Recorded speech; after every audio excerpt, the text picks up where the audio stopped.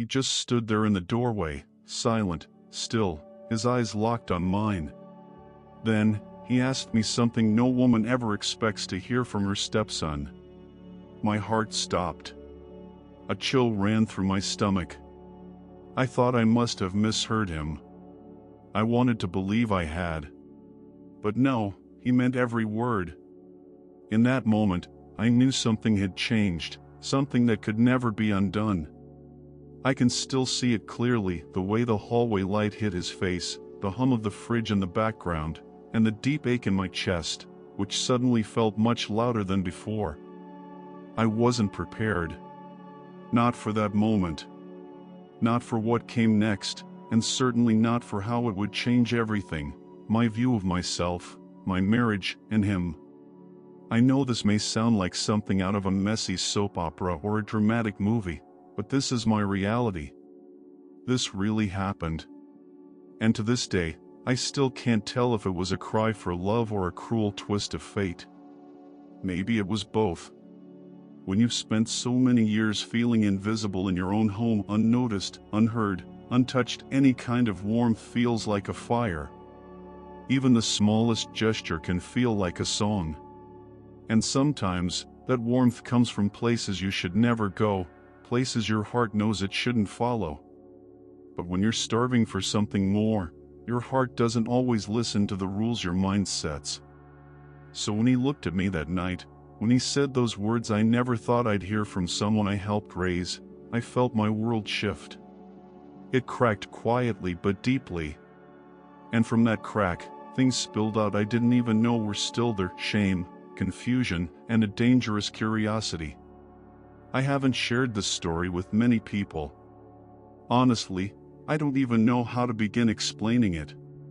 But here I am, telling you, because maybe, just maybe, you'll understand. Maybe you've been in a similar place in your own way. So, if you've ever had a moment that shook your morals, if you've ever been torn between who you are and who you're becoming, stay with me. This story isn't easy to tell. It's raw. It's real. And it might make you question things, maybe even yourself, but it needs to be shared. If you're new here, don't forget to subscribe to Shocking Infidelity Saga, where real stories break the silence. Because sometimes, it's in the silence where the most dangerous secrets hide. And tonight, I'm finally ready to share mine. Let me take you back to where it all began. I was in my early 40s when I married James, my second husband. You know how people say it's not perfect, but it's better than being alone? That's how it started. He was kind, stable, and successful. After years of chaos in my first marriage, I thought, maybe this is what peace feels like. But peace can turn into emptiness when there's no real connection. And that's exactly what happened. James was always busy: work trips, client dinners, late-night emails, while he sat on the couch with his back turned to me. We shared a home, a bed, and a routine, but we didn't share a life, a heartbeat. Not anymore. Sometimes, I'd speak, and it felt like my words just floated past him, unnoticed.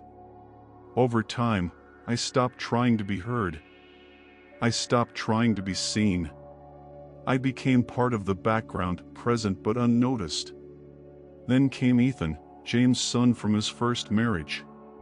He was 21, in college studying architecture, and would come home during long weekends or school breaks. Tall, confident, with that quiet charm that made people listen when he spoke. But what stood out to me most wasn't his looks or how he carried himself. It was how he saw people. He asked questions. He listened. And not in a distracted, polite way. He really listened. Sometimes, I'd catch him looking at me while I was talking, his eyes focused, like he actually cared about my answer. After months of feeling invisible in my own home, that kind of attention felt strange, warm, and even dangerous. We'd talk in the kitchen while I made dinner or in the living room when James was either out or glued to his laptop. At first, it was about simple things: his classes, my work, random stories. But then he started asking about me, my life, my past, what I wanted for myself. No one had asked me that in years, not even James. There was something about Ethan, something I couldn't name at the time. But I remember how it felt. It was like being seen in color again after living in gray for so long. And I told myself it was nothing. Just a polite young man. Just my imagination playing tricks on me. But deep down, I knew. I knew it wasn't nothing. Our home was beautiful on the outside, a clean, quiet place tucked into a calm suburban neighborhood, big windows, neat garden, polished kitchen countertops, but on the inside, it often felt sterile, like a hotel suite that looked perfect, but never felt lived in. Dinner was usually eaten in silence. James scrolling on his phone, me staring at the candle flame, wondering if he even noticed I'd lit it, and Ethan, when he was home, was the only person who ever asked me how my day went, who ever looked me in the eyes when I answered. There was a day I still remember it so clearly.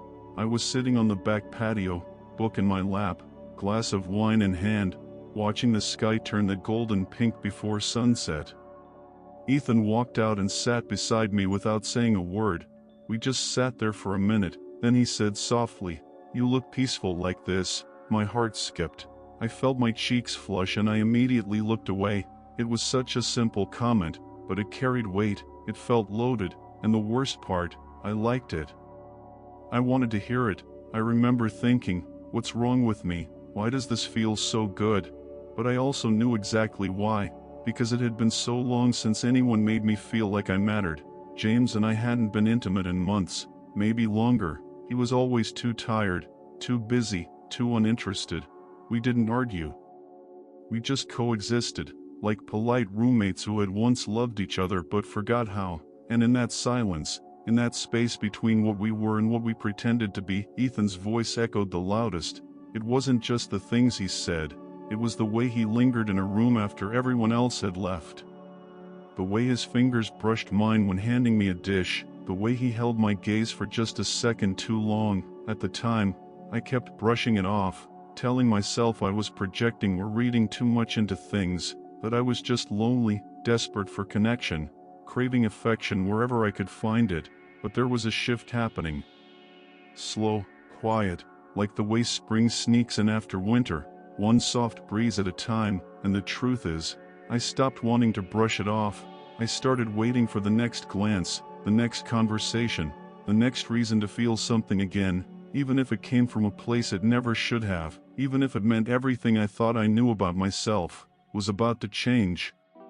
I didn't know it then, but those tiny moments, those brief, innocent exchanges were the first cracks in the wall I'd built around myself. And once a wall begins to crack, it doesn't take much for it to fall.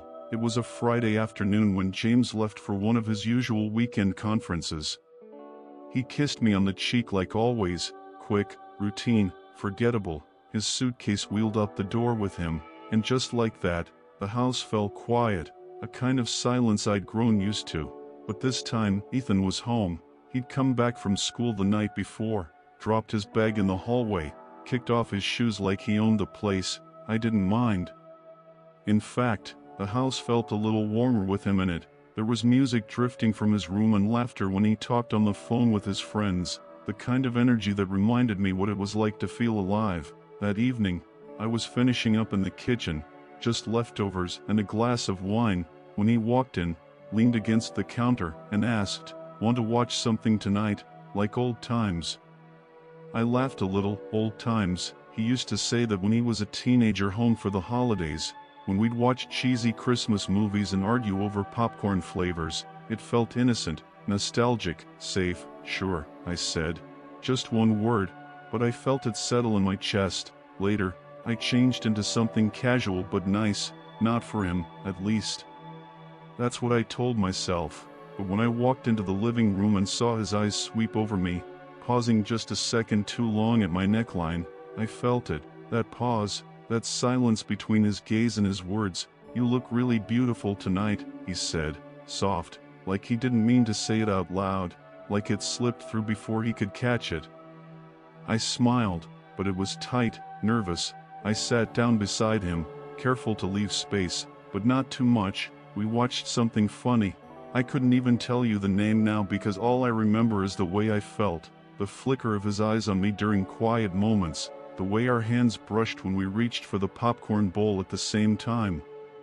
How he didn't pull his away right away, and how I didn't either. My heart was too loud, too aware, my skin too awake. There was a part of me that wanted to run to call it a night and retreat to the safety of my room, but another part, a deeper part, didn't want the night to end. The credits rolled, the lights still dim, and the silence wrapped around us like something sacred and dangerous.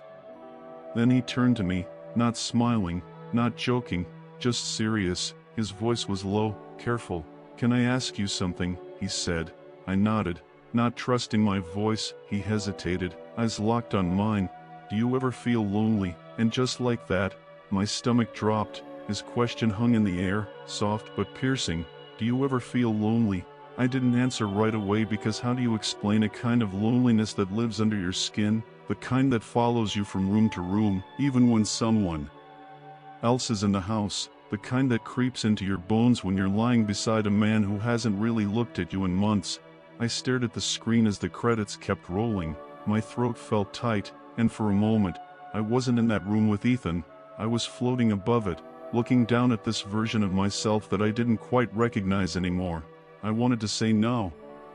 I wanted to laugh it off, but the truth was, yes, God, yes, I'd felt lonely for so long that I stopped realizing it was loneliness. It became normal, a quiet ache, like a slow drip from a leaky faucet you stop noticing until someone else points it out. And Ethan had just pointed it out.